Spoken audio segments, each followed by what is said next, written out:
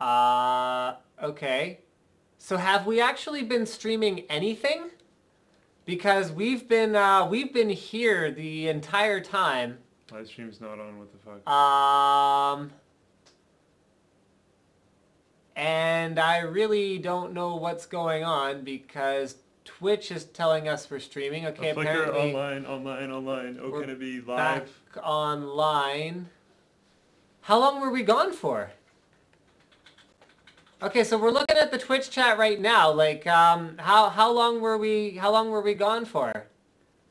Half an hour? What? 26 minutes?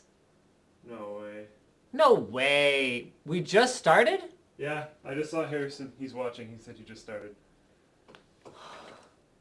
We've been talking for like 25 minutes thinking we were live. Here is exactly what XSplit looked like. We were streaming, very much streaming, and apparently that was not a thing that was working for us. So, okay. Yeah, apparently we were never live, but I thought I read someone saying something about something. That explains why when we were started already, someone said we were 1 minute late, because I didn't think we were. Yeah. That's hilarious. We were on time this week. I know. We were actually on time this week. So looking at here, sort by date. Where's our 2-1? So we only have a 5 meg file for our initial attempt to stream, I think. So we were live for. Oh no, this is now that we're back already. So okay, sorry guys. You're on a weird scene. There you go. Yeah, we're here. What have we talked about so far? We talked about SSD update that we filmed at work today. Okay, well why don't we start with that because, like, okay, it's okay. So here, guys, we're sorry we're late. We had no idea we were late. We turned on streaming and then we were going, so we weren't doing any Twitter questions or anything like that. We had absolutely no idea that we were not live at any point in time during the last 25 minutes. So really, really sorry about that. Let's go ahead and put Twitter back up there. Linus, the stream is not streaming, finally live. Okay, so we'll start. That explains why when I checked, when you went to go get your boots, I went up to check Twitter, and there was 2 tweets. And I was like, why aren't you guys tweeting Linus? Everybody tweet Linus. And then no tweets came in. Right. Yeah. You know, it's funny because I thought we had no technical difficulties tonight. We had audio working, we had video working. I'm actually getting kind of sick of XSplit. XSplit says it's streaming and just isn't. That's what pisses me off. I mean, okay, yeah, we have 1,700 viewers now. If I'd looked and seen that we had 0 viewers still, 25 minutes into a live stream. But sometimes it takes a really long time to update. Right, I mean, I wasn't watching it. And it sucks to be like, oh, is everything okay? Oh, yeah, it's okay, and then keep talking. Like, it should just work. The crazy thing is, when I was doing that one little random streaming test, yeah, I had to start XSplit, and then stop it, and then start XSplit, and then it would work. It would never work on We've the first never time. had this problem before. No, I know, but upstairs I See, did. that's okay. So those of you who are wondering why we always have problems, it's always a different problem. That's the issue. Every time we have a problem and we fix it, then we're like, yeah, we know for next time. And then we're all like, fist bump. Don't worry, we got this next time. And then it's like something different. Like one of the days, one of the XLR inputs on the XA10 camera is dead. So one of the days that happened while we were trying to film a live stream. So we're like, everyone's like, no audio, no audio. I mean, the port died. How are we supposed to know? We always use that port. Well, the port died. What do you want me to do? For reference, it's the port that's closest to the back of the camera. So by default, you just shove it in that port all the time because it just makes most sense. And it wasn't a software thing. We even had Diesel look at it after the fact. I mean, that's part of the problem too, is it's usually me and Slick doing this, not Diesel. So, okay. We had a long day of shooting NCIX Tech Tips today, so we got a bunch of cool episodes done. One of them was we did a new SSD update. So this time we're talking about the Samsung 840 and the Samsung 840 Pro. So if you guys don't know already, basically these SSDs are balling, or less balling, but like a good value. So the 840 Pro is pretty much as fast as it gets. It's got a 5-year warranty. It sat atop our performance charts, Yep. if I recall correctly. And I mean, it's Samsung. Everything about it is Samsung, so there's an inherent sort of trust level there, I think, that comes along with that. And it just straight up looks good. Oh, yeah. Like, Samsung's really good at making good looking stuff, and their SSDs are just beautiful. Yeah, it's just like got a nice sort of metal finish on it, and then it's got one orange spot, and black and orange is like pretty... That's sort of pretty boss. Yeah, it just looks good. Yeah. And then the 840, what's special about that is not so much the performance crown. It still performs really well, but it's the first consumer SSD to use TLC flash. Now, TLC flash was traditionally USB drive territory because it wasn't reliable enough to use in a performance application. So while it does suffer a bit in terms of write speeds, are you just checking the Twitch chat? Yeah. Oh, crap. We don't have an echo, do we? It doesn't look like it. Okay. Are you sure? Doesn't look like it. Okay. Because I see a thing here. That Audio might be pop. Oh, nothing we can do about audio pops right now, I don't think. Hello, everyone. So it's the first one to use TLC flash, which means that higher densities, lower prices in the longer run, as well as Samsung's claim that what they've done with this drive is they've validated TLC flash to the point where it's usable in a performance application. So read speeds are still outstanding, but write speeds are a little bit slower. However, the thing to be aware of is that if you're a gamer or a general desktop user, the odds that even 20% of the operations that you do on an SSD are writes, it's like that. And most of your writes are going to be big ones, like games or programs. Yeah. Where it's like, okay. So, okay, a long discussion we had before we realized absolutely nobody was watching it was Slick's challenge to me that I should tell him my favorite piece of... Well, okay. Software. Well, we were talking about random stuff, and we were talking about SSDs. So whenever I talk about SSDs, I'm thinking about new computer builds. So what one I would want to put in different price computers and whatnot. So then I started thinking about Ninite. And Ninite is my favorite program, so I asked him what his favorite program was. Well, hold on. What you said before was piece of software. Yeah. I maintain Ninite's not really a piece of software. It's a script. Would you call How a is it script not a piece of software? Would you call a script software? Yes. Oh, come on. That's like me saying that I had a really cool, washing machine. Because it has like a programmable cycle. And so that's my favorite piece of software, is the software on the washing machine. Okay, that's completely different. How is it completely different? All Ninite does... It's not just a script, also. How is it not just a script? They program in specific stuff for each one. That's why they don't just have a bajillion You can programs. have a script that programs in specific Of course stuff. it has script. But there's also core software to it. A UI is not a script. Okay, but an installer is not necessarily a UI. There's still a UI to it. I think the washing machine example holds because that software, someone coded it. It's not just pure scripts. It has a UI. Okay, so is your favorite program your washing machine?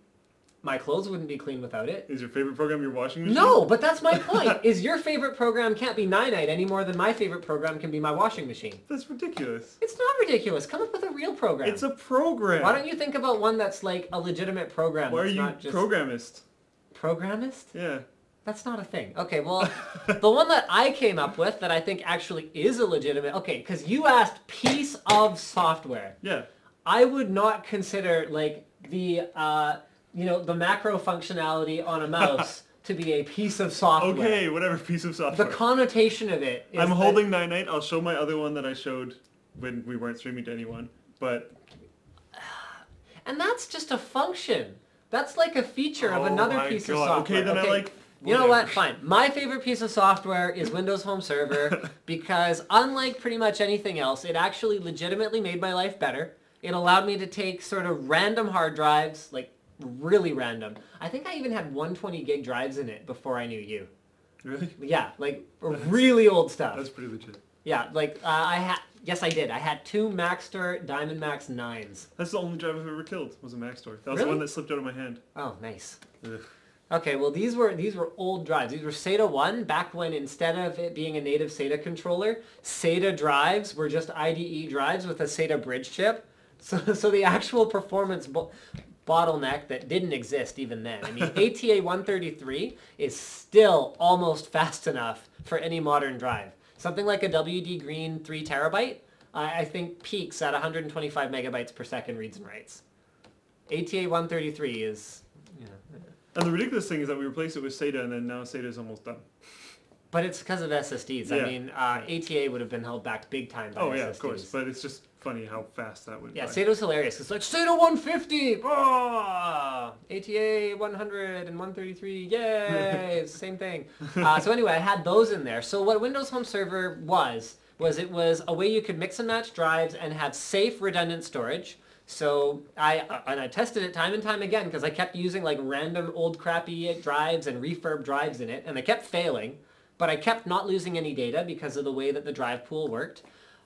It was an easy way to manage all of your computers remotely, so you could just have one port open, UPnP sets it up for you. You don't even have to think about it, versus the amount of dinking around in your router and in your OSs or installing, different applications on the computers for remote access. Don't have to worry about any of that. It's just all native remote desktop connection, and it just splits everything out from the one computer. And the web portal for accessing your files from anywhere is so much better than most NASs, any NAS pretty much. That, in my opinion, was the coolest part. Just the fact that it worked just like browsing a folder in Windows. Yeah. And then you transfer files, and I mean...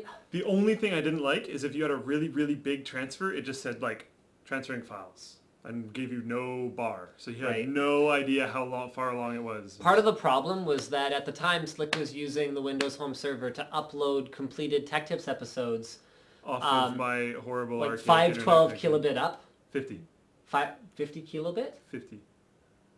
That was the really, really old one we had. We've had two step-ups since then. Are you sure? That's when we were on Telus. We've had two step-ups since then. That's awful. Then we moved to Shaw, So, and we right. got to whatever, and then we, yeah. So not having a progress bar would have been a problem. Yeah, because it would take like the entire night Right. to upload one video. Like literally it would take the entire night to upload one video, or an entire day. I mean, on the topic of NASs, especially back then, even a gigabit NAS was going to do 20, 30 megabytes per second file copies, whereas a Windows Home Server, it's a freaking computer. It's fast. So it takes care of that stuff. All right, you can show them what you think passes for This is cool. software. Anyone who does any web development stuff will probably appreciate this. If you just go into Web Developer on Firefox, go down to their Inspect tool. This will be a little bit more. I'll go to a... Yeah, go to the forum. Yeah. Give me 1 second. Something that has actually more things on the page. It's going slow. Why are you going slow right now? Haha, someone's saying ew Firefox in the Twitch chat. You just got burned. Whatever. You got burned like fire, Whatever. but you're pretty foxy. Alright, so if you go into Inspect View, most people, if you work with web stuff, will know what Inspect View is, so you can see all the different elements.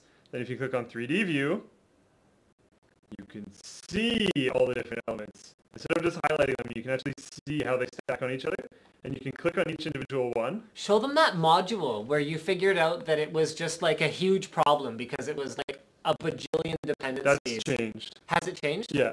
Oh, okay. See, it's not ridiculous anymore. Okay, so you can see if a module, like if it's going to be easy to repair something because you can see how many dependencies each of the things on the page actually has. Well, it's just easier because you can see like what inheritance, and you can see exactly which element it is, and you can like jump into this, and that's span.ma, so I can go and find that super easily now and change things and do whatever I want. And it's just kind of fun. It looks kind of cool. That's really the main reason why it's awesome. I'm not even going to try and hide that. It just looks really cool. It's like, look, I can do this. It's really not like, yeah, I don't know. It's not exactly needed. Why don't we do a little bit of Twitter questions, since apparently that was a big problem for us last time. If we'd been doing freaking Twitter questions, we would have known that the stream wasn't working at all. So someone says you're sexy. I'm with Thomas on this one. What do you think about the rumors of NVIDIA not allowing non-reference boards for GK110? Why does NVIDIA hate overclocks? NVIDIA doesn't hate overclocks. NVIDIA hates dead chips because people overdo it. That's what NVIDIA hates. Which I don't like. I don't like dead chips either. Well, that's not what I meant. I don't like that they're stopping progress. Okay, new GPUs are progress. Yeah. but limiting people's overvolting capabilities is not progress, in my opinion. I want to have fun with my stuff. I don't want to just buy it and be like, yeah, it's in my system. How much fun is your stuff if NVIDIA knows that as the processes keep shrinking, overvolting is going to be more... Okay, remember, a GPU is not like a CPU where you can do this to it. You can just be like, oh yeah, CPUs, lots more leakage with the new, smaller process, so we'll just put this on it, and then it's okay. GPUs, you're limited to this stupid, horrible, inefficient cooling form factor. Where, I mean, putting a fan sideways on something, who came up with this? This is the worst thing ever. And guys, I know that that's because this slot-in type form factor is not designed for video cards. I know. They didn't come up with this because they thought it was brilliant. They came up with this because it was a means to an end. They had to cool the cards somehow. Yeah. But, I mean, here, this is kind of a funny thing, is people think that graphics cards output like shed loads of heat because they run really hot. They don't. If you actually take a cooling loop, like in the SwiftTech suite, where Gabe from SwiftTech had a CPU, what was it, 2 GPUs? I think so. 2 GPUs. Didn't he do MOSFET cooling? No, that was a different build. That was a different system? Yeah. Okay. I think he had a CPU and 2 GPUs in the one at the end of the table. Yeah, he had 2 crazy ones. I just always get them mixed up. So he had a CPU and 2 GPUs, and the actual coolant temperatures were only like 4 degrees higher.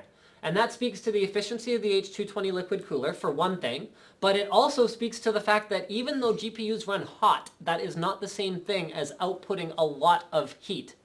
If you guys sort of understand. Like, if you were able to put a cooler like this on a GTX 680, I guarantee it would run cooler than a 3570K. So part of the problem is the form factor that they're stuck in, where it's, they can't just throw more cooling at the problem. So I understand their perspective. There. Bam. Don't care.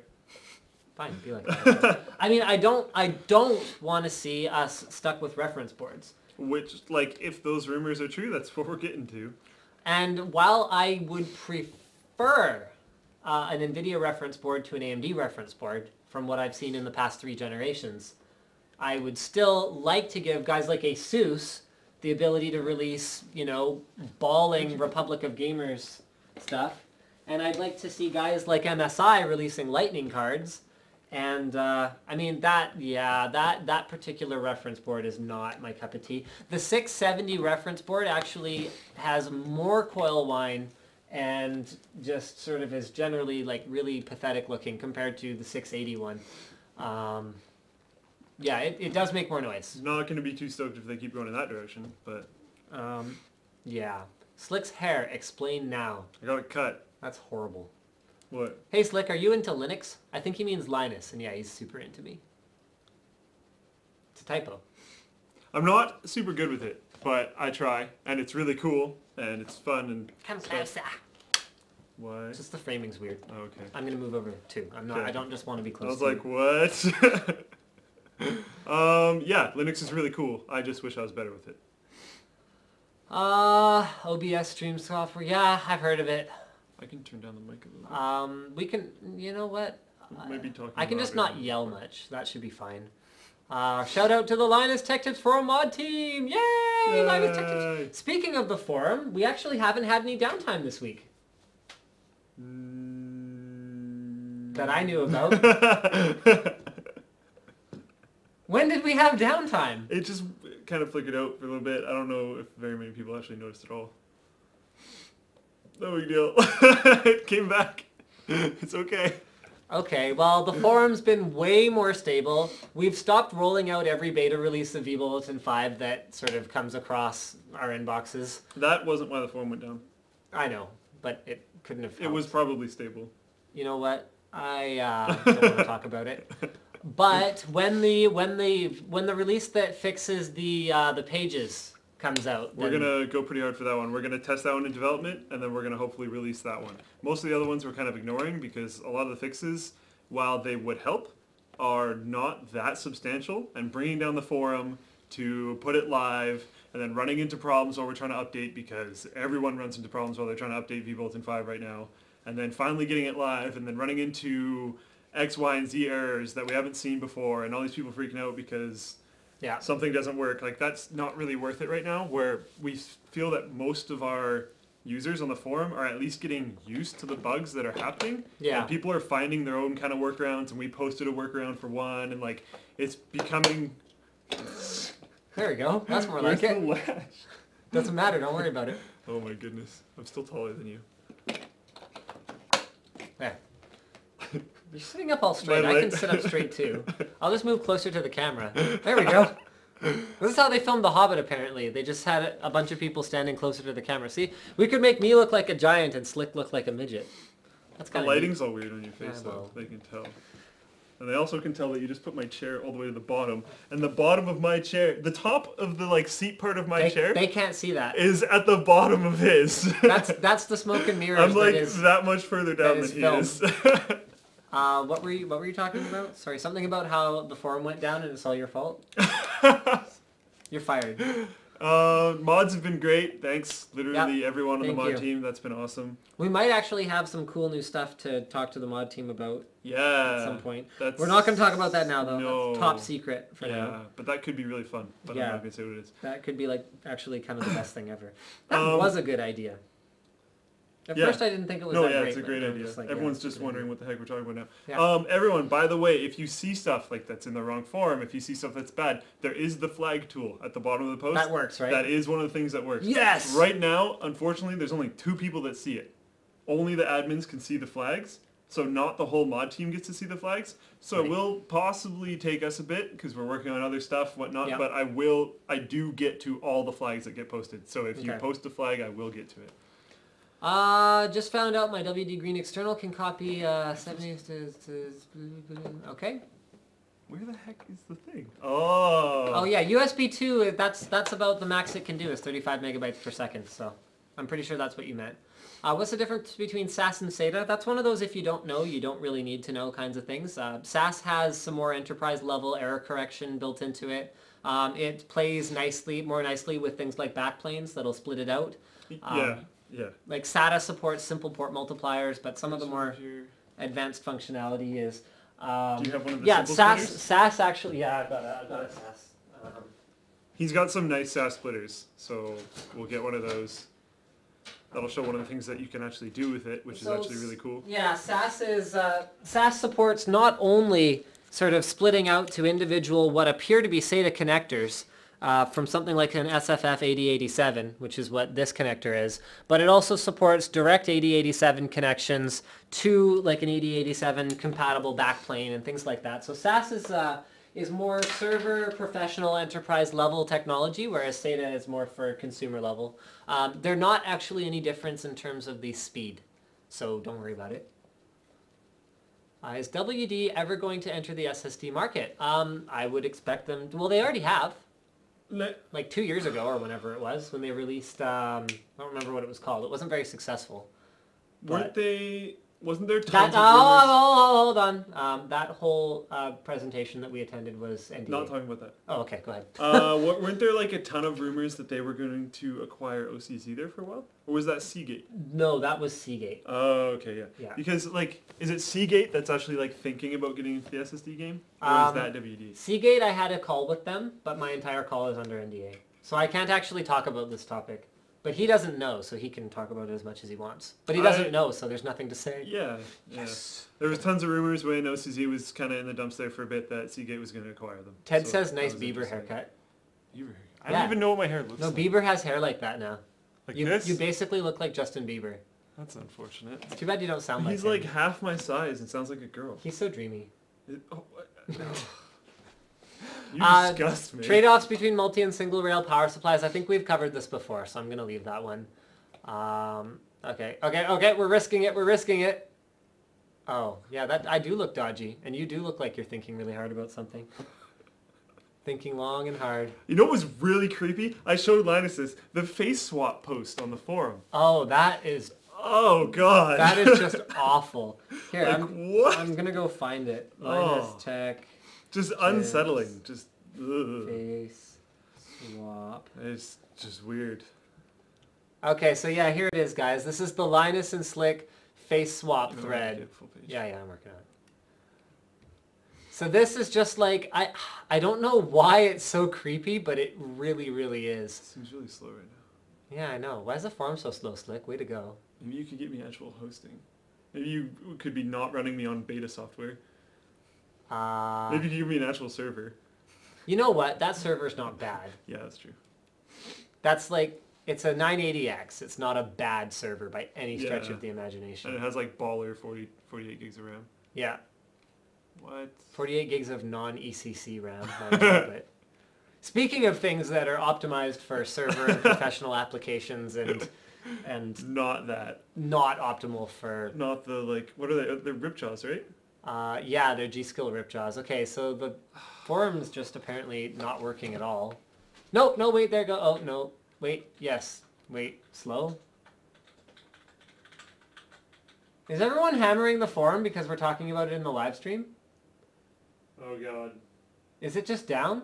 Yeah. Weren't we just talking about how it's not down? Yeah. Is it down or timing out? It's timed out. Check the Twitch chat. Is anyone on the forum? Like, was it up recently? A lot of people are saying it's down. Was it up recently, guys? You gotta be kidding me. Well, that's depressing. Okay, well, I guess you guys will have to just trust me when I say that it's creepy. And, you'll have to sort of look into that. So I guess we'll move right along in terms of our discussion topics.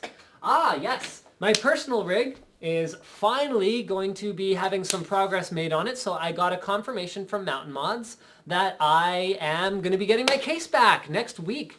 So I sent it down there for powder coating. It actually was a little bit trickier to do the powder coating than they initially thought. So they had to... okay, the first time I sent my TJ07 to them, I had the anodization left on the side panels and on the unibody frame because it was beautiful, it was immaculate, it was brand new. So I only sent them the internals to powder coat with their black wrinkle.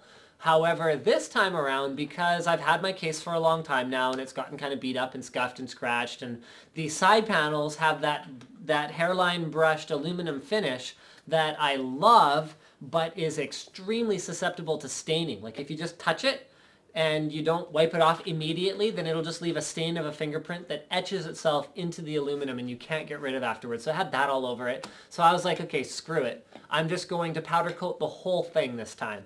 So I sent them the entire case, and I'm actually... what's going on? Okay, Slick just like barreled out of here, so I have no idea what's going on, but whatever it is sort of a big deal apparently. So anyway, my case... was stained to crap, so I sent them the whole thing. I'm actually replacing, so not only the finish on the entire thing, it's going to be black wrinkle, but I'm also replacing the side panel windows, so instead of using a piece of acrylic, which is just horrible, like acrylic scratches by the time you actually peel the plastic cover off of it, most of the time, and because it's such a static magnet, it's always got dust on it, and it always kind of looks cloudy no matter what you try to do. So I'm replacing that with glass as well. But anyway, so Mountain Mods found it was kind of tricky because they had to strip off the anodization, and then the logos on that case are actually done with a special epoxy. Like it's an opaque epoxy. There's a Silverstone logo at the top, and then there's like a power indicator at the bottom. So they had to get that stripped off as well. They had to, I think they ended up sanding it off just to get rid of it. There's a special remover for it, and I know that it's kind of out there in the forums, but they're just painting the thing anyways. So they just scratched it. Then they had to actually paint it, and then once it gets back, I'm going to find out if I can even put the thing together, because I remember having a conversation with Charles from Murder Mod back, this must have been like 4 years ago? 4 or 5 years ago? Wow. I've been doing this a long time. Anyway, I had a conversation with Charles from Murder Mod back when he first started up, where he said that the issue with powder coating TJ07s is that the tolerances can sometimes be so tight on the side panels that once you add that extra bit of thickness to the unibody and the side panel, you actually can't mount the thing on anymore. So I'm a little bit worried that that's what's going to happen to mine. But if it does, I have a TJ11 sort of on standby, and I'll go ahead and just kind of use that. And I won't be too sad about it. Speaking of my personal rig, actually, this is really cool. I wanted to show you guys this. We did an unboxing of this reservoir earlier this week, so this will be coming soon. But if you guys remember, I'm using one of the limited edition SwiftTech Apogee HD gold-plated blocks. They only made 200. So NCIX ordered, I think NCIX placed the second order. So NCIX got numbers 60 to 120 or something like that. Or like 60 to 100 or... I don't know. Yeah, 60 to 120. So I got number 69, and I wanted to do kind of like a gold-themed build. So I saw this, and it kind of caught my eye. It is a gold-plated cylinder reservoir from Phobia. Phobia. So it's actually got gold-plated plugs that come with it. So I was thinking, with Bits Power gold-plated compressions, this thing would look absolutely amazing. But I'm not sure. Is it something like this? It actually, like, it's heavy too. So the end caps are brass, unlike on the T-Virus reservoir where they're made of acetal or Delrin or, yeah, acetal and Delrin are the most common names for it. So it actually has some heft to it, which I kind of like. Comes with really, really nice mounts. So most of these cylinder reses come with sort of cheesy plexi mounts. Is it up? It's like bogged to all hell. What's wrong with it? I think it might be running a timed backup. Oh. Because they run on hour-based cycles, not like this time every day. Because we wanted to have more backups because of last time that we lost posts. Oh. So I think we hit a really bad time because we started talking about stuff in the forum. And so then everyone hit it. So it's backing up the database and people are hitting the database. So it's just like, So if the database ran on like SSD, then would it just... Well, one of the things that we're thinking about doing is making a dedicated MySQL computer. Right, okay. This would kind of help with that kind of stuff. Okay. Yeah, because see, I've just been killing time here. I started talking about a reservoir. I had nothing. I was like, whatever he's doing, it looks really urgent. Well, I started pinging. I pinged other boxes that are sitting there. I thought maybe the Chinese guy was back or something. Oh God, did we ever talk about that? I don't think so. We got attacked by a Chinese guy, a Chinese hacker. Yeah, he's a ninja. That was nuts. And Yeah. then the... Well, you haven't even talked about why it's nuts, because anyone can sort of be a script kiddie, but this guy was like serious business. This guy knew what he was talking about. What happened?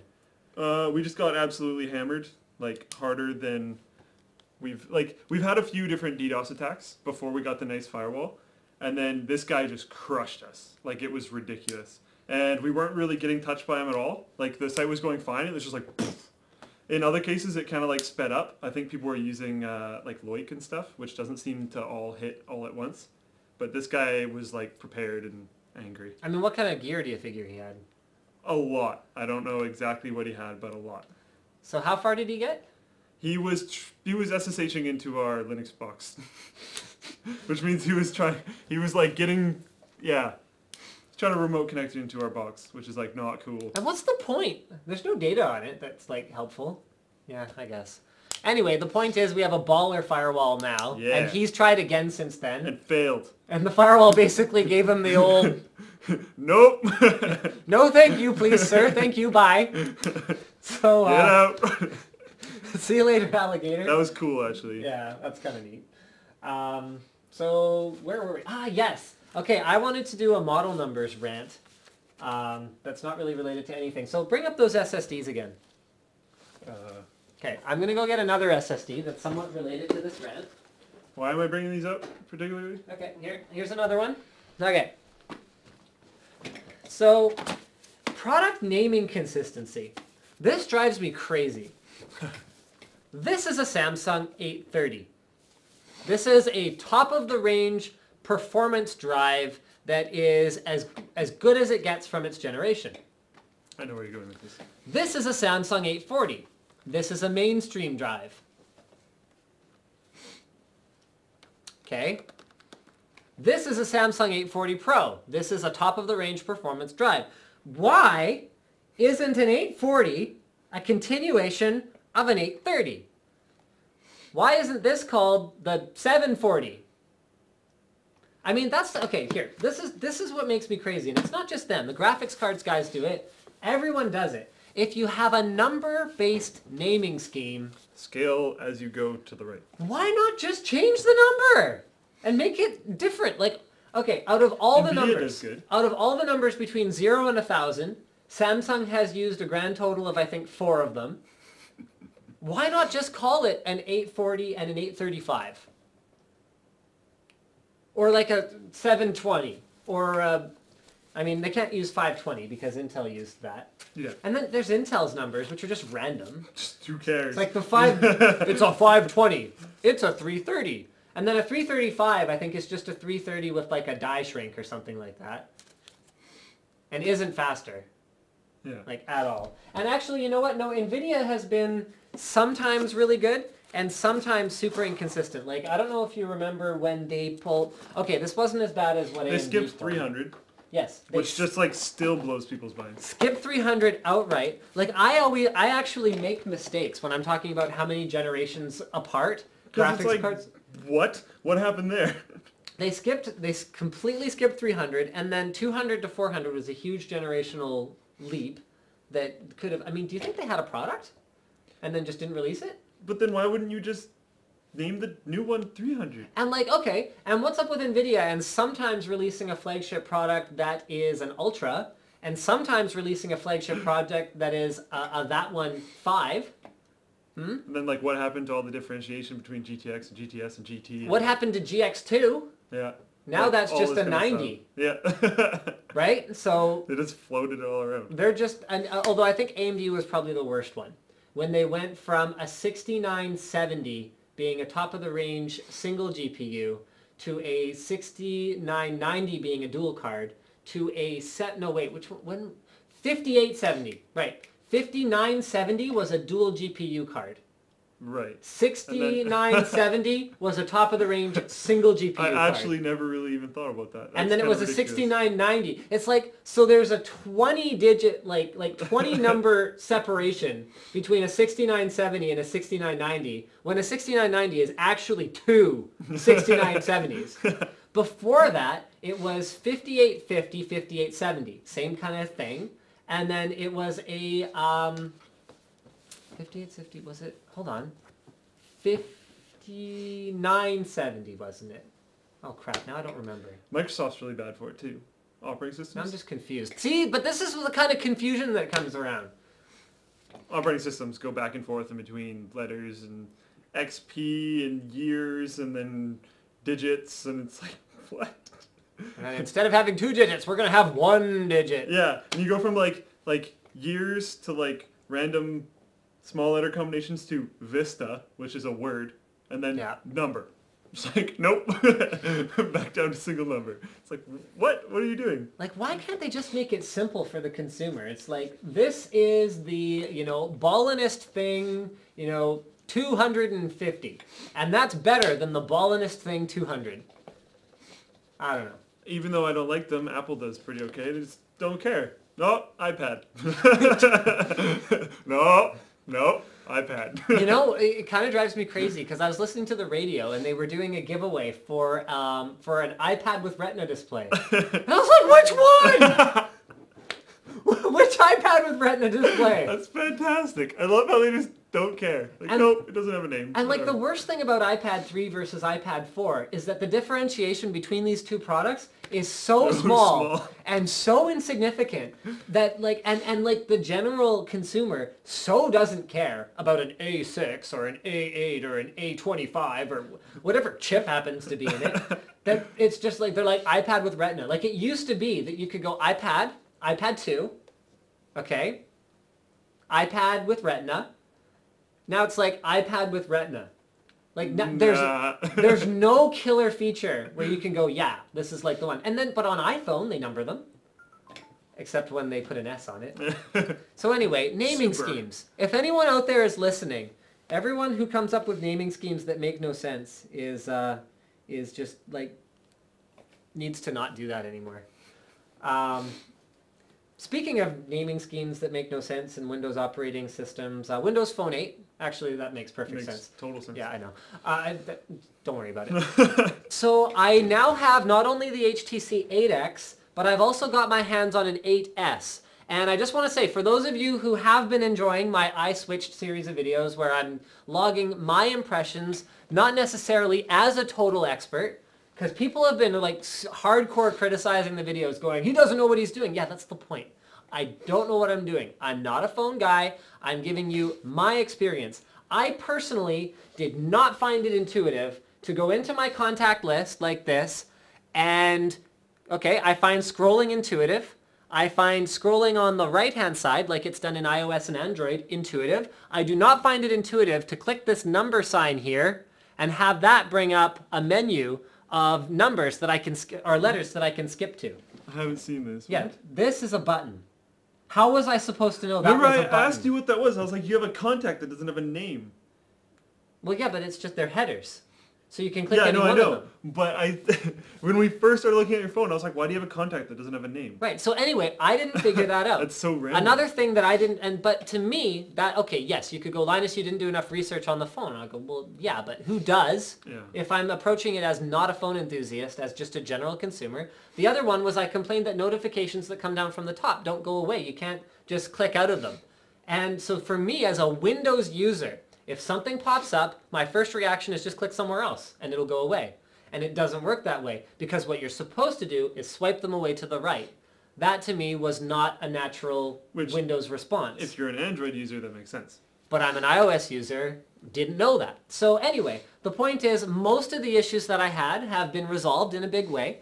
And the 8S fixes my last problem with the Windows 8 platform because it is significantly smaller. So the issue I have with the 8X is that I can't really, it's a little bit more slippery than the 8S and I can't quite reach the far left side while holding onto the phone. So the 8S is a 4-inch screen versus a 4.3-inch screen. So you can see it's quite a bit smaller and is much more comfortable. It also has a soft touch grip to the back and I can reach all the way across it. So typing is much easier. The one issue I have with the 8S is that it's only a 4 gig phone. So I'm going to see if all of my apps fit on the 8S. And then I might actually switch to it. It's expandable, but you can't install apps on the SD card. Oh yeah, it has a micro SD, whereas the 8X doesn't have a micro SD expansion slot. So there's sort of give and takes to both of them. And for those of you who are asking why I didn't get a Lumia 920, it's because I don't have a Lumia 920. HTC sent me these Windows phones in order to do my impressions so that I could make these videos. And I mean, they knew that it wasn't necessarily going to be all roses about the phones because I'd never used Windows Phone 8 before. And self-admittedly not a phone guy. I even told them, I'm like, I'm not a phone guy. Why do you even want me to do this? That was part of the reason why. They're like, it's because you're not a phone guy. We want to find out from a non-phone guy how this whole experience goes. And so yeah, I thought that was pretty cool. And I think as I get closer to the end of the 30 days, I'm going to be a lot more comfortable with it. Tell them what you said today. What did I say today? When we were walking downstairs and you were like, I think I might actually... I may actually switch. Yeah. So I'm getting to the point where I may actually stick with Windows Phone. And I'm not going Android. And this comes from like a pretty hardcore Apple phone guy. Yeah, I like iOS a lot. Yeah, iOS is good. I still like iOS. But you know what's funny is when I pick up my iPhone 4, it feels like a brick now. Because the 8X is so much bigger and so much lighter and just like, it's sexier and just kind of better in every way. But yeah, I'm not going Android. I know there's a lot of features that Android has, but I don't like the user experience. Sorry. Part of that could be, I've said this before, but part of it could be because I'm more used to Android on tablet. That's where I've used it mostly. And I've spent a fair bit of time on Android in a tablet environment. But I just don't want that for my phone experience. We all know it's totally different, but he's just a hater. You know what entire conversation is missing now? We didn't talk about the Logan thing. Oh my god. I know, we talked about this for like 10 minutes. So Logan made a pretty bold claim. Logan from Tech Syndicate. If you're not subscribed to Tech Syndicate, make sure you are. It's youtube.com/raisetheworld, where the O in world is a 0. Yeah. So he made a pretty bold claim that the FX 8350 pile driver core AMD processor is just as good, if not better, for gaming in a lot of cases than the 3570K. And the conventional wisdom on the internets has been, if you're gaming, get a 3570K, shut up about it, and just go enjoy your processor. So when you guys brought it up on the live stream last week, I had initially kind of went, poo-poo, no, it's not right. And that wasn't because I was just being dismissive of someone else's results. We have tested those chips before. The last time we did a head-to-head was with the 2500K and the 8150, but both of those are about 10% slower, than the processors that replaced them, the 3570 and the 8350, and we did not have his experience between those two chips at all. And like, we didn't run the same benchmarks. That's true. We didn't run the same benchmarks. The only one that we ran that was the same was Crysis, and we had a very similar output. Okay, so that could be part of it. Crysis 2, sorry. Another part of it is that it came to my attention that Logan was using a released and then retracted Windows 7 patch that looks like it optimizes the scheduling of processes across multiple cores better, which would obviously be an advantage for the 8350 versus the 3570K, which not only has half as many cores, well, sort of half as many cores. Bulldozer modules are not quite 2 cores. They're like 1.5 cores. So it has fewer cores, and it doesn't even have the benefit of hyperthreading like the 3770K does. But the 3770K is in a different price bracket from an 8350, so we can't make that comparison. So we kind of went, okay, let's take all this and let's put the Linus Tech Tip spin on it. So we're not going to quite run the exact same thing as him, the exact same way. We took, like, I sat down and watched all of his videos and took immense amounts of notes. I have like 4 or 5 pages worth of notes. We paid attention, and we're going to try and do our own thing. Not copy, but do our own thing. So we're going to do our own thing, and we're going to take a slightly different angle. So number one, our test platforms, we're going to keep them as similar as possible. We're going to run a 660 Ti Power Edition. We are going to run, did we decide on the amount of RAM? What, 8 gigs? Oh, what RAM are we running? Oh, okay, we're running 16 gigs of DDR3 1600 CL9 RAM, so just like normal memory. We're running a Crosshair 5 formula and a Maximus 5 formula, so the most up-to-date, highest performance ROG boards for each of those platforms. Okay, I guess there's technically a Maximus 5 Extreme, but yeah. But okay. Like pretty bleeding edge. Full formula level boards. And we're going to stick with 1080p because that's sort of our tradition. Most people still aren't really running 1440p, particularly gamers if you're buying fast TN panels or whatever else. Those aren't really out there in 1440. I'm not trying to be rude. I'm talking to Mr. Wizard about bringing the forum up and stuff. Is it still down? It's kind of shaky. Okay. So I'm not trying to be rude. Keep going. Keep going. No. Where was I? Right, we're going to stick with 1080p. One video card. We're going to run a variety of games.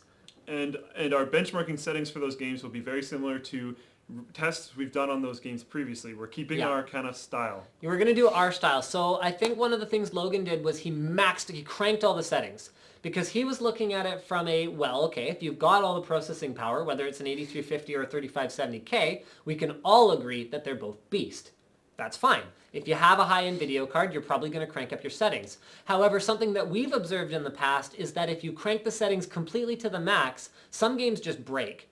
So we've seen games where performance just falls off a cliff disproportionately. I've seen games where turning on anti-aliasing past a certain point increases the input lag of the game engine itself to the point where it's just totally unplayable. So we're going to go for that sort of that realistic, yeah, we'd actually play like this. So if one wins over the other, it's probably going to be the difference between 45 FPS and 38 FPS. So we're going for that playable range rather than just kind of tanking it as hard as we can and seeing what happens. We are also going to shake up one thing that Logan didn't do, and we're going to change the OS up. So we're going to do Windows 7 without the patch that you have to get by specifically requesting it, because it was retracted.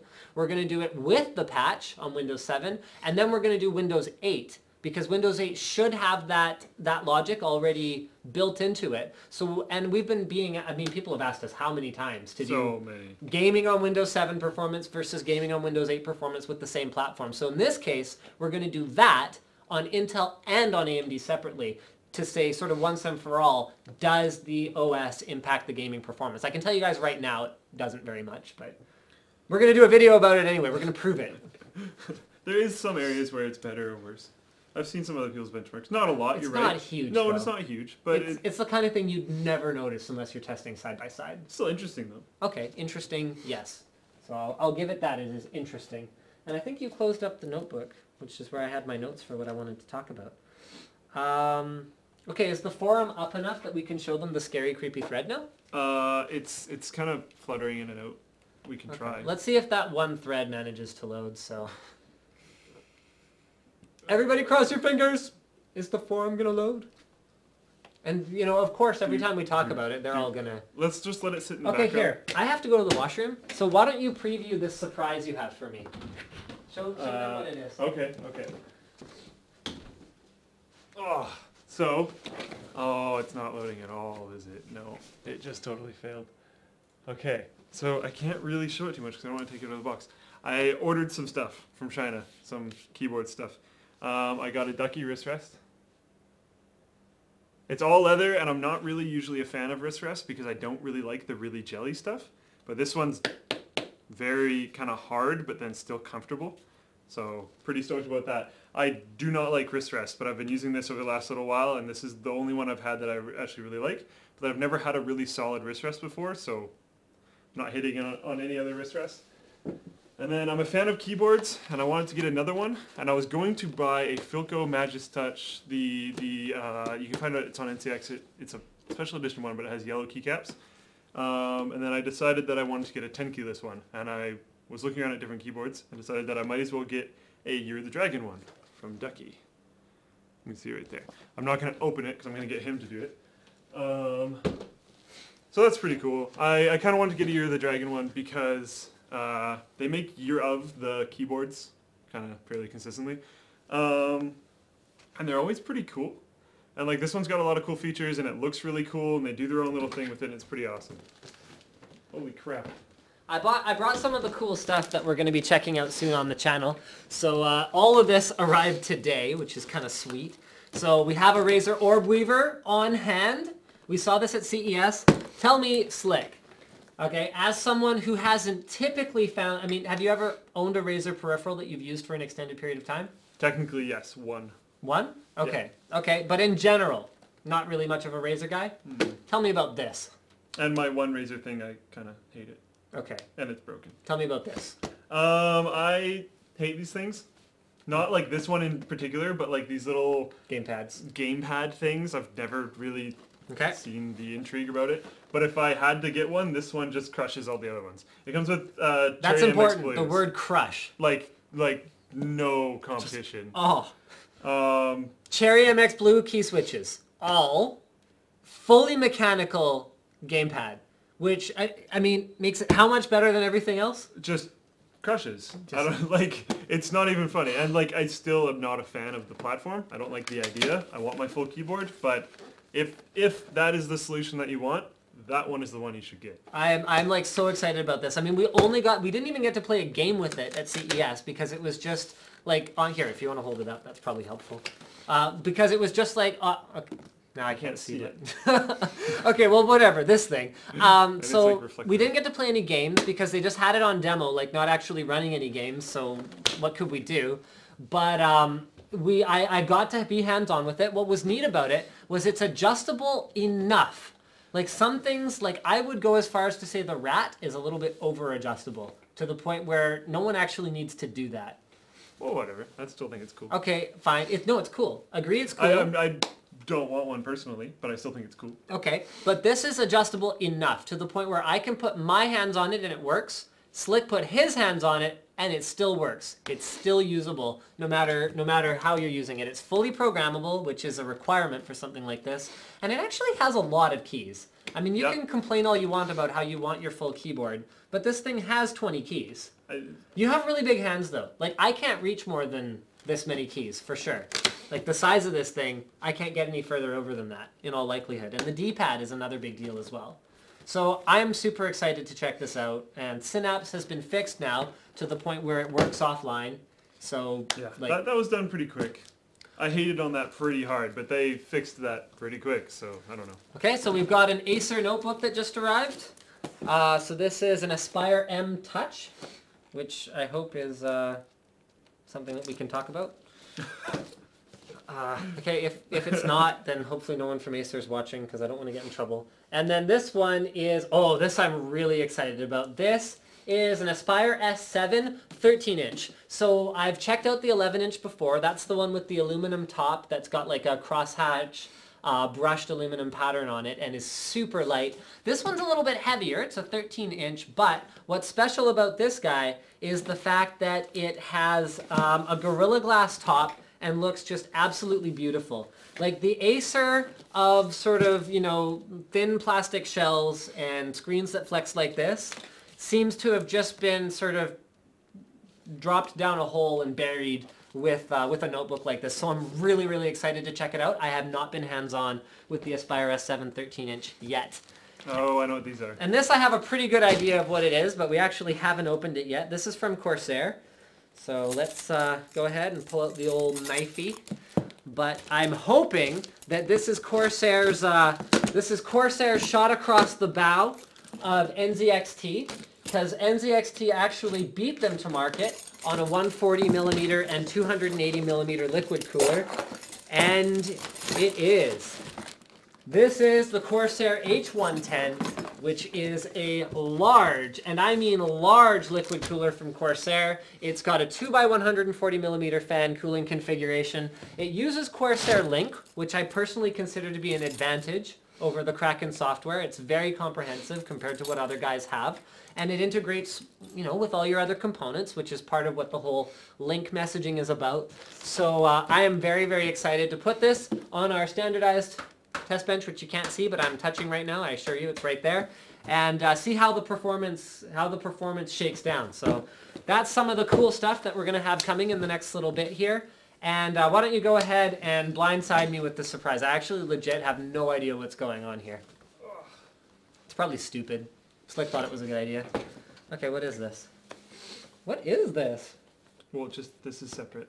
Okay, so this is a wrist rest. Yeah. Okay. But I'm not a huge fan of wrist rests because I don't like really soft wrist rests. This is really hard though. This is like... And then I don't like really crappy, stupid, plasticky wrist rests that usually come with keyboards. Okay. So it's a very solid but very good wrist rest. I wish the back was grippier. I do too, and I think I might do some type of mod to change that. The first thing that you have to do is I saw it in a picture and I was like, oh, that's going to be grippy because it looks grippy. Because it looks super grippy. But it's not at all. Yeah, okay, there you go. That's a better angle. Like it has like a texture to it, but it's more like plastic. Yeah, and I read up online and knew it wasn't going to be grippy, but that's okay.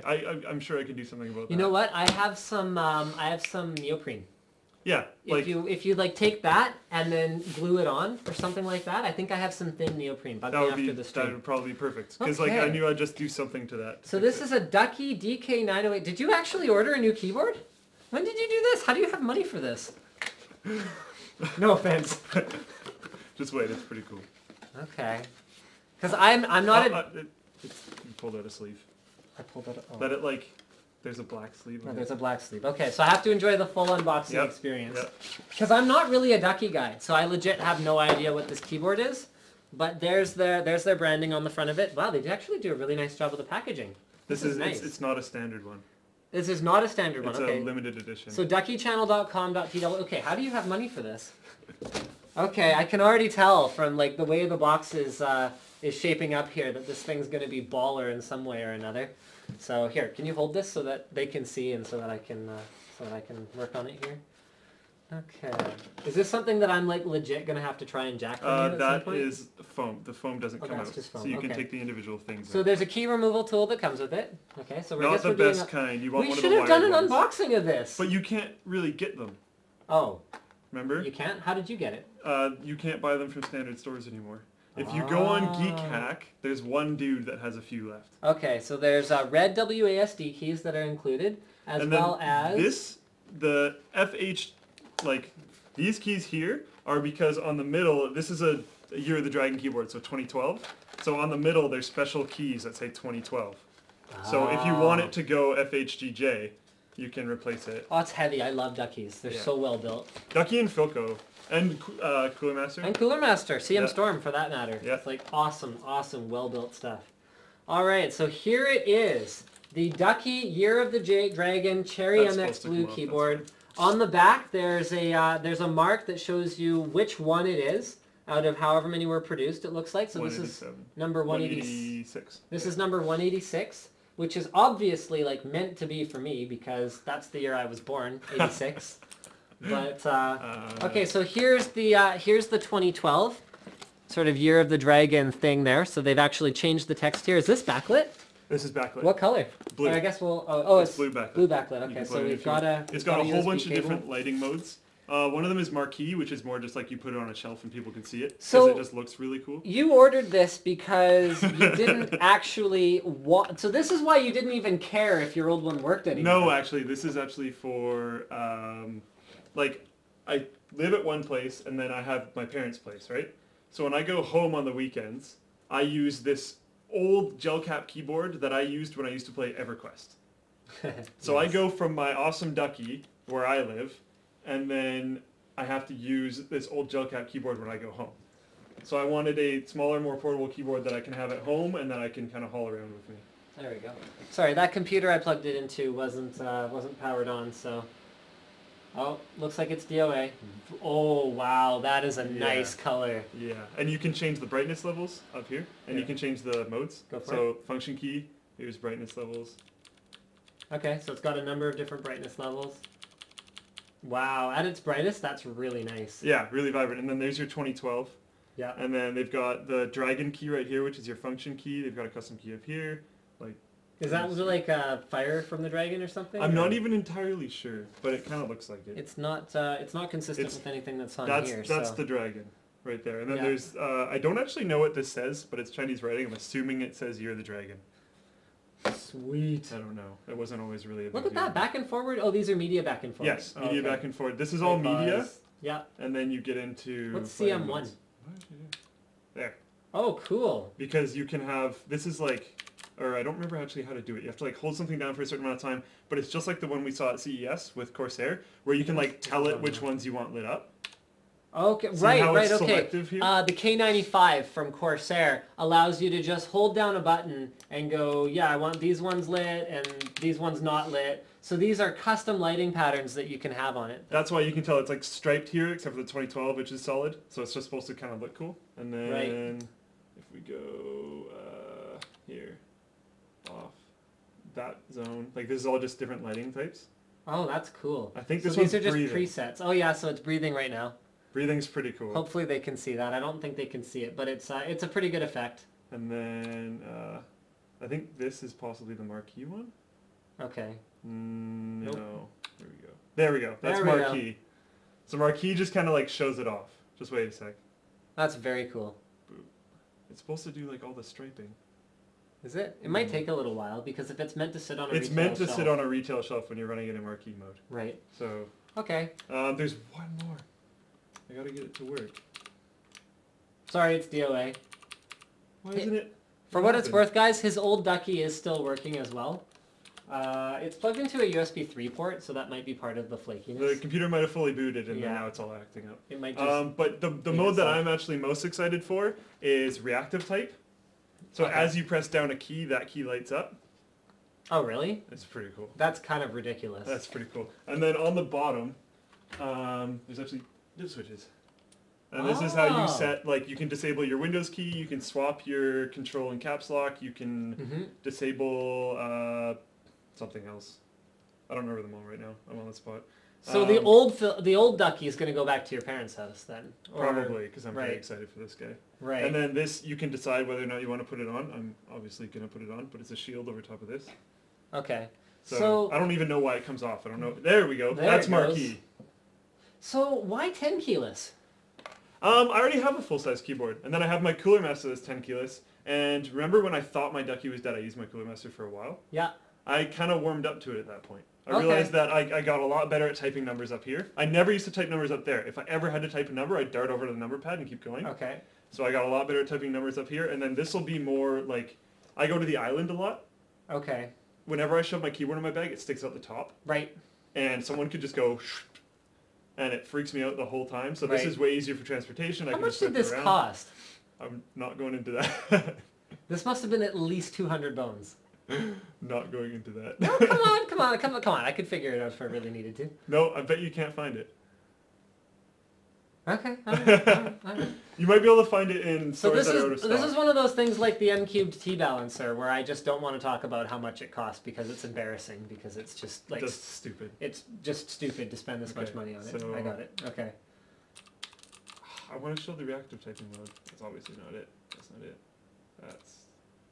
That might be it. There we go. Okay, so it looks like the keys light up.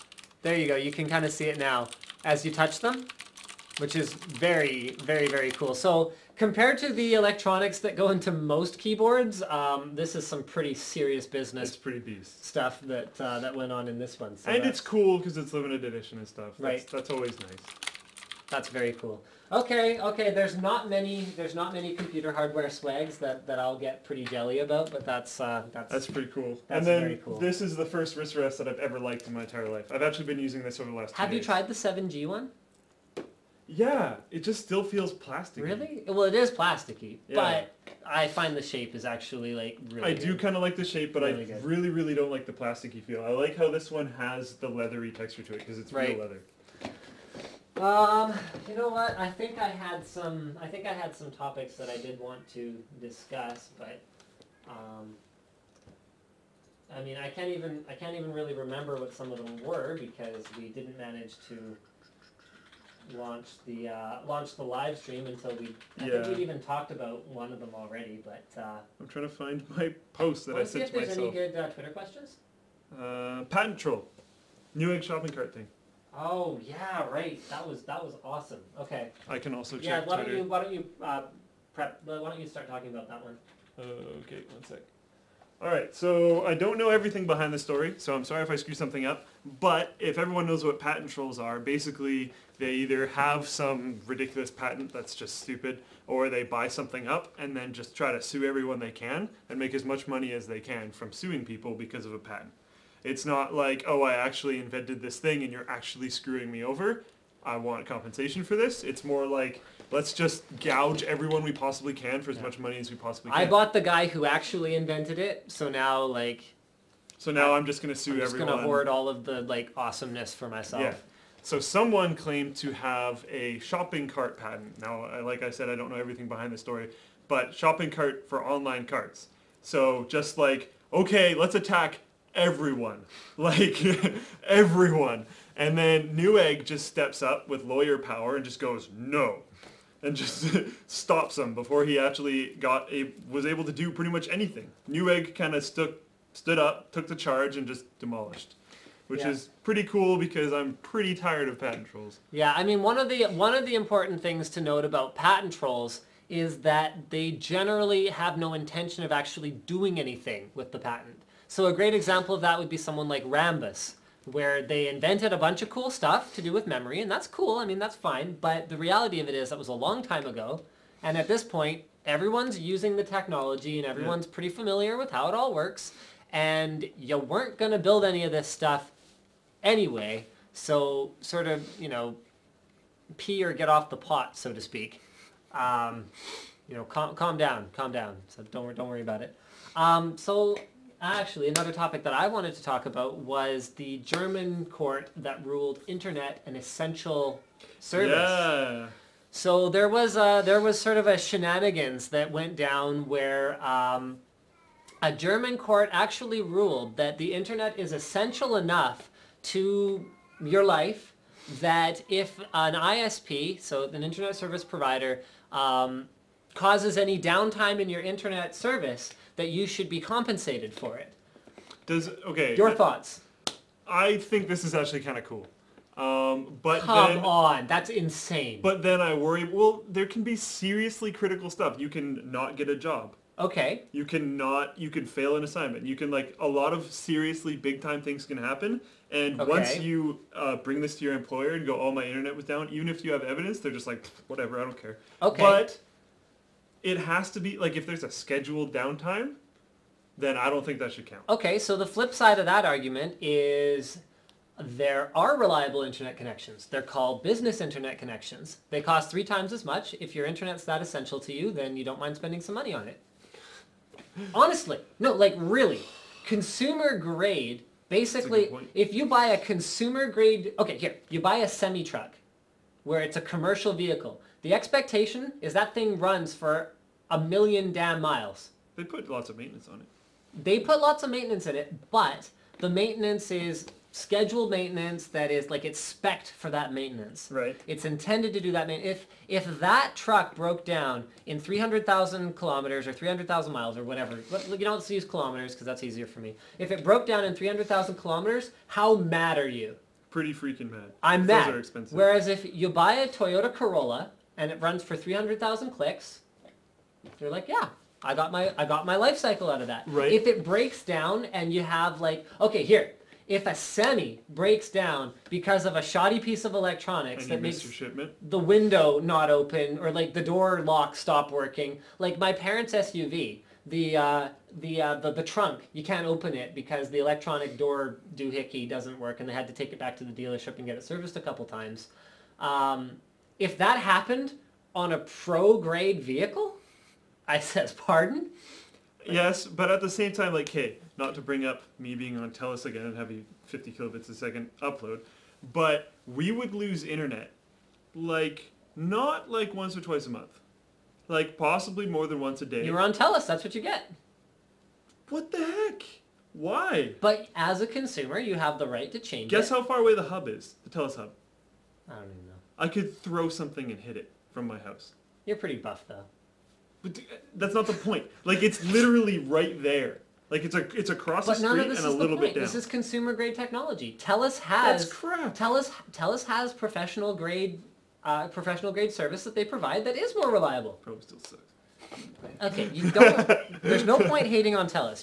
You're not even a customer of theirs anymore. So there you go. I know. I'm just like. Okay, here, another thing. Anything pro-grade costs more, and people understand that, well, they used to understand that consumer-grade stuff doesn't entitle you to the same level of reliability that pro-grade stuff does. I mean, a Xeon with a super micro motherboard, with ECC RAM that's error checking all the time, and like a RAID array of boot drives with redundant power supplies. That thing better not ever turn off unexpectedly. Right, but this is all at the same time.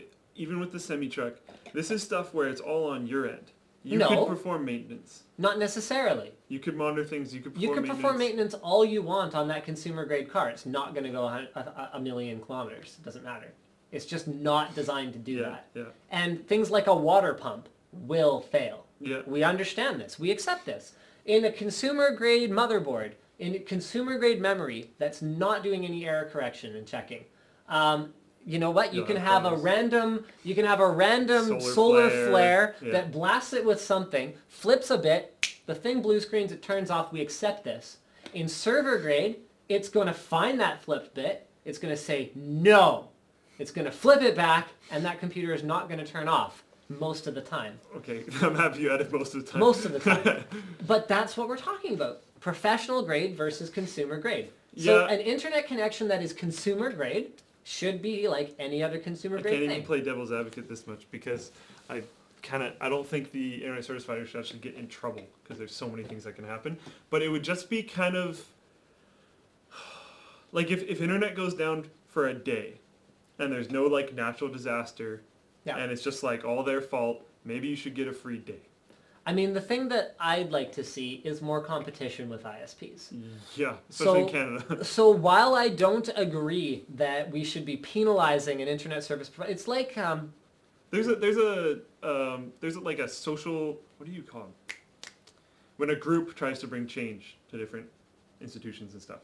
Social movement. Okay. There's a social movement called Open Media in BC that's all about like, holy crap, internet service providers and cell phone providers are just killing everyone. Yeah. And they're like trying to bring reform because we're all just getting decimated with pretty crappy service for incredible prices. And there's like, when there's a social movement being like, hey guys, what the heck? And it's similar in a lot of places. So while I don't think that we should be able to penalize an internet provider for not having service, we should be able to switch to someone else. That I believe. We should have the right to choose. If they suck, and if they annoy enough customers, then we should have the right to tell them to go shove it somewhere, and we should be able to go to someone else. Unfortunately, when there's two. Because if we have like a restaurant analogy, restaurants probably like the perfect way to look at it is you have a million choices for restaurants. If they serve you like poison food, like if an internet provider somehow like serves you a virus, then they owe you something. But if you go to a restaurant and they're like, we're out of chicken McNuggets, and what do you say? You say, oh, you owe me money for the gas that I spent to come here to buy chicken McNuggets and you didn't have... No, they don't. Which is why I said I can't even really play devil's advocate. I mean, that's just bad luck. Yeah, I think, but again, And you can go to a different restaurant. Yeah, but you can't just flip ISPs every day. You can't just be like, oh, I don't have internet today, I'm going to flip to TELUS for today. But the flip side of that is if it's so important to you to have internet on that day, then you should have a pro-grade connection, or what you should do is you should get a load balancing router. They're only about $150. And get two different... And you should have two different ISPs. Honestly, it's not... Okay, you looked at me like I was crazy for saying it. It's expensive and a lot of people can't afford that. No, but a lot of people can't afford semi-trucks. Yeah. So they're going to have to figure out how to live without a semi-truck. Like I said, I don't actually really disagree with you. I don't think a ISP should get in big financial trouble for having an outage. And when you consider if they have to compensate, I don't know, 100,000 customers for a day or half a day or half a day, actually that adds up pretty quickly. Yeah. And it's not like that. And okay, again, I'm not like a bleeding heart. Oh, the poor internet service providers.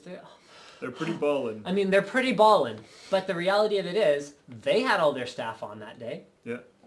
It's not like their operation shut down, and if anything, their staff were working harder that day because things were getting real. But then WoW does it, and WoW doesn't make it super popular. I know a couple different MMOs do it. If it's down for a day, you get a day. That kind of is a thing with some games. Not all of them, with some MMO games. Right. I know WoW did it. I know back when I played EQ, now this is all old knowledge, because, I don't know. But, I know EQ way back in the day kind of thought about it. I don't remember if they actually ever did. But I mean, look at it. Even something I would go as far as to say when it comes to ISPs, there's almost things that they can't control. But that's what I said. If it's something like a natural disaster or something along those lines, okay. Okay, what if there's just a power outage because, someone screwed up? There isn't usually just random power outages. There can be.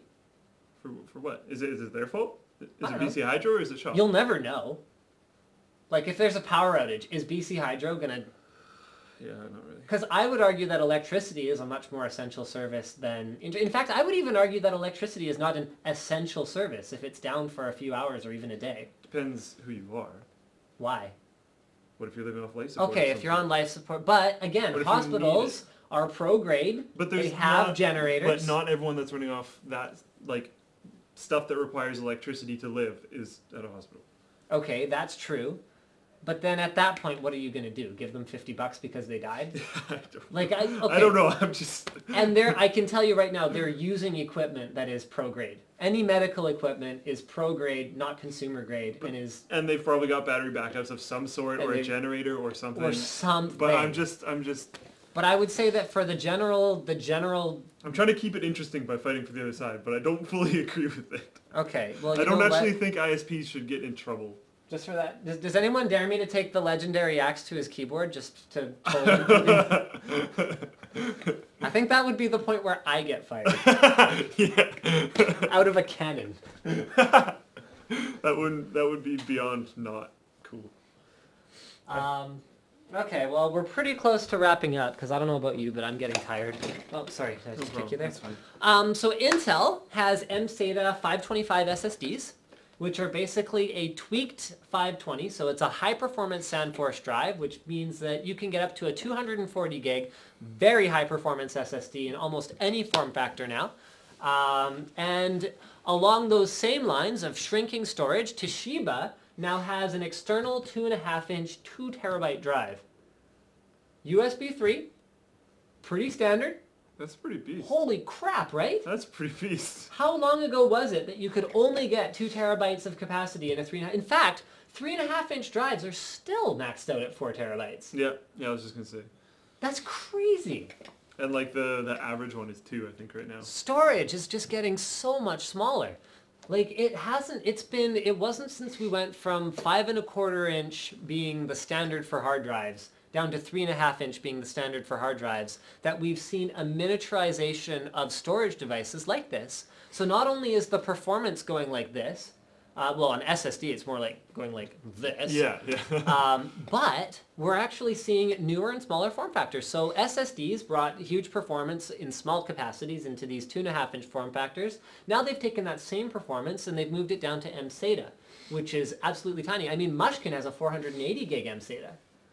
Just What? madness, right? Do they sell that much? No, of course Because not. I know, but I see a lot of guys that are just like, oh yeah, we released this new baller mSATA thing, and I'm like, I don't see mSATA move that much. Like I never see it on forums. Oh, I it never see that kind of does. stuff. It does. But it moves, mSATA sells to a different consumer. mSATA is not for a desktop hardware enthusiast, because what are you going to do with it? But there's so many desktop boards that are built in. Not that many. There's like 3. That's a pretty good amount. What do you mean that's a pretty good amount? It's a pretty good amount for something that I've never seen anyone buy. Ever. Okay, no. mSATA is not for the enthusiast desktop guys, because why bother? You have an enthusiast desktop. I know. Get a 2.5-inch It doesn't drive make any and, sense. like Velcro it to something. Don't worry about it. But then server, why don't they just put it in a SSD? No, not for server. Then what? For notebooks. General consumers. The guy who buys a MacBook or some Ultrabook and is like, oh, the only way to expand my storage is probably to get a bigger SSD. My device only supports mSATA. So they buy one. And these are people who, okay, so enthusiasts are more likely to sort of have a fast upgrade cycle or whatever else. But a general consumer who's not necessarily as educated is more likely to see a need, find a solution, and just act on it because they don't want to do all the research that would be involved in setting up a NAS so that they can back up their data there or use a cloud service to, I mean, they don't want to deal with that. They want a laptop with the hard drive and they want it to be bigger. That's it. And if you look at it from a dollar per gigabyte perspective, which is how an enthusiast looks at it, you can go, oh, that's $500 for only 500 gigs. Instead, I could buy this drive, which is 128 gigs for only $99, a better value. Yeah. Whereas if you're a general consumer, you're going, I spent $1,500 on this notebook that has a 128 gig storage device, or I can spend it by that much more. $2,000 to have 4 times as much storage device. So I'm spending 30% more to 4x my storage. And when that's one of the main specs of the computer you care about. I have a better notebook now. Yeah. I spent this much more. Yeah. That's another way of looking at it. And that might be, if you bought an equivalent expense notebook, you might be happier and get more value out of the one that you upgraded because what you actually needed more of was storage space instead of just throwing more money at a computer and getting maybe only 50 gigs more. Did I do my Windows Phone 8 talk before or after we thought we were streaming? Oh, I don't remember anymore. I have no idea. We also have to do a giveaway. Oh yeah, we have to do a Windows 8 giveaway. Oh. I don't have any questions. I don't have any questions. What should we do? Let's go with like a Linus Tech Tips related question. What OS did you Wait, install? hold on. Tell me first. Well, that's lame. I don't even remember what it is. I just remember there was that thing. Like, when else do we do operating system stuff? Let's do... You know what? Let's let Twitch chat tell us... Twitch chat. No. They're not picking the question. Let's let Twitch chat tell us if I ever did the Windows Phone 8 thing. Okay, I talked about it already. Okay, they say I talked about it already. Oh, okay. Okay, so I'll pick a question while you juggle or something. I can't juggle. You can't juggle? Oh, well, that's a shame. Juggle. Well, everyone's going to be ridiculously bored now. No, they won't be bored. I don't know what to talk about. Let's go, Twitch chat. What's up? How's it going? How are you guys? You guys are saying yeah. You're not even putting the Twitch chat up on the thing, so... Oh. Press 2. 2? Oh, don't press 2 over there. Whatever. Hey, guys. How's it going? How's life? I'm good. Hey. You're so lame. No one's saying anything interesting. Say stuff that's interesting. They're going to say stuff that's inappropriate. Yeah, I've seen some inappropriate stuff already. Hey, there's a dog. I don't know how that guy did that. That was actually pretty cool. Hello from England. Hi. How's it going? I don't know what to say. You guys saw my keyboard. That was kind of all I had up on my sleeve. Someone has a dog. Another person has a person. I'm good. Someone asked me how I am. Destiny's question. I didn't see Destiny's question. Read Twitter. Okay. We will switch. Where's the browser? There we go. Oh, it's broken. If you don't entertain them better, you're fired. Oh. Interactions. Crisis 3 Beta has been fantastic. That's cool. I want to play Crisis 3 Beta.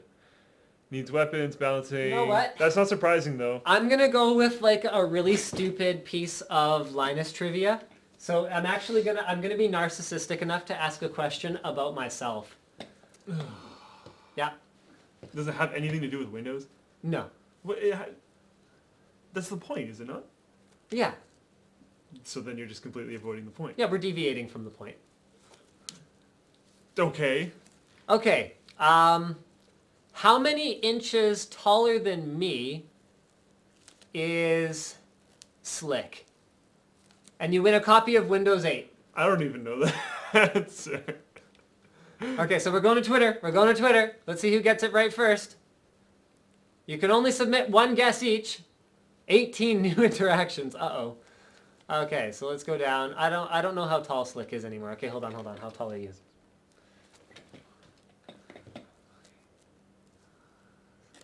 Can't do math.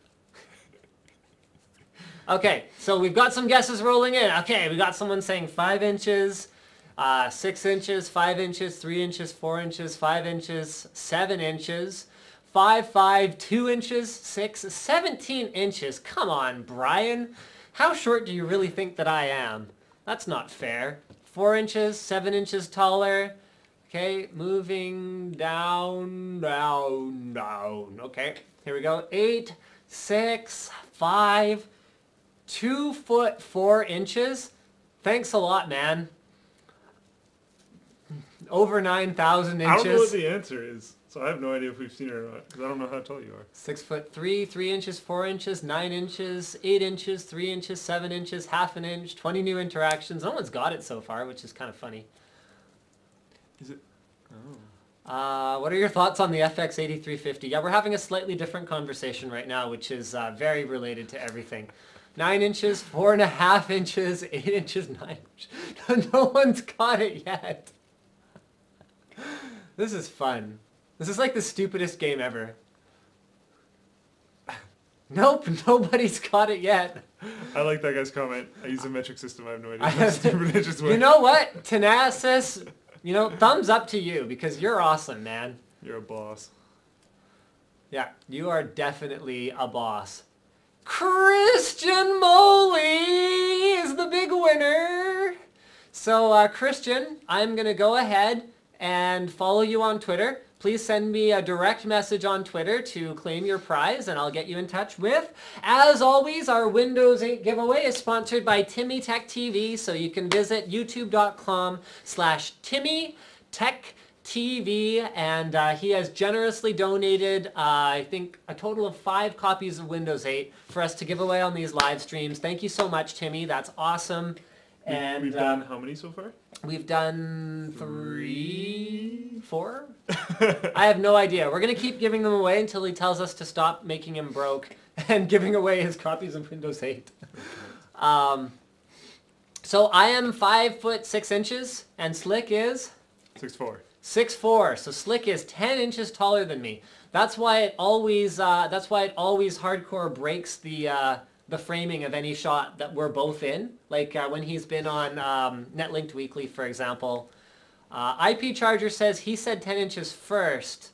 I didn't see it, so that's sort of a problem. I'll follow you.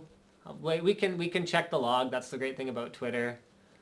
So send me a message and we'll see if we can sort it out. If he's the winner, then he's the winner, and I apologize for ruining it for whatever else. Speaking of Twitter, Unbox Therapy is up here. So Unbox Therapy is the one that I did the gaming peripheral giveaway with. I haven't actually talked to him about doing the prize announcement, so we'll have to do that very, very soon. Will we ever utilize 8-way SLI? Probably no time soon. The drivers would just be a nightmare. Yeah. I didn't know you were so small or Slick so tall. I'm not that tall. 6'4" is pretty tall. It's like... I'm not even the second tallest person in my group of friends. Mutant. One of my best friends is 6'5", and then one of my good buddies is like 6'7". When you don't shave, you look like a Sasquatch. It's not even that bad. You just don't really grow facial hair. Well, no, Wow. Oh, you mean like why not you gotta right take now? a cheap shot? I'm not even You're fired. Damn it, that's twice. You guys see why I have to fire this guy all the time? Let's do a little bit more Twitter Q&A. How about the unofficial Tech Tips game servers? How do I feel about them? Have you even heard about them? No. They're pretty cool. And Are like, they? Okay. I think he's actually the one that set it up. And it goes like LinusTechTips.com star, all capitals, unofficial star. So they're not trying to Okay. like be sleazy about it. They're very official, very cool. As long very as they're officially unofficial. As long as they're unofficial and it's just, LinusTechTips.com forum members and they're getting together and playing some games, that's great. I mean, it got brought up by a mod just to make sure that I knew about it. He wasn't Right. like, I think this is a bad idea or whatever. Right. Just so that I knew about it, and then I checked it out and I was like, okay, well, he put the big star, unofficial star thing. So Okay. we don't have to moderate it or anything. It's just free roaming, and I think it's cool. That's cool. Logan said he sent the Skyrim mods. Yes, he did. So we have the full list of Skyrim mods so we can PCify it the same way that he did. Okay, there's a whole lot of, there's a lot of people who are saying they said 10 inches first. Well, it didn't show up on Twitter, so I don't know. We'll have to just go back and check it out. Okay, so I think that's pretty much it for tonight. Good night, everyone, and thank you for bearing with us when we had again more technical difficulties. We really thought that we finally had made it so that we started on time. Yeah. And we're really bummed out that we were like half an hour late. Yeah, we started on time today. We were filming and like talking and going through stuff for like half an hour. Yeah. For people that just. We even fist bumped at one point during that half an hour. Yeah. Like that's how good of a you guys missed it. I mean, we enjoyed it. It was pretty alright. I enjoy your conversation, sir. It was good. I'm not trying to make it awkward. No, I know. And like it was. But I do really enjoy your. Oh God! It was the first time we had talked about a lot of the things we talked about on the stream. So I don't know. Oh well. Okay. Bye everyone.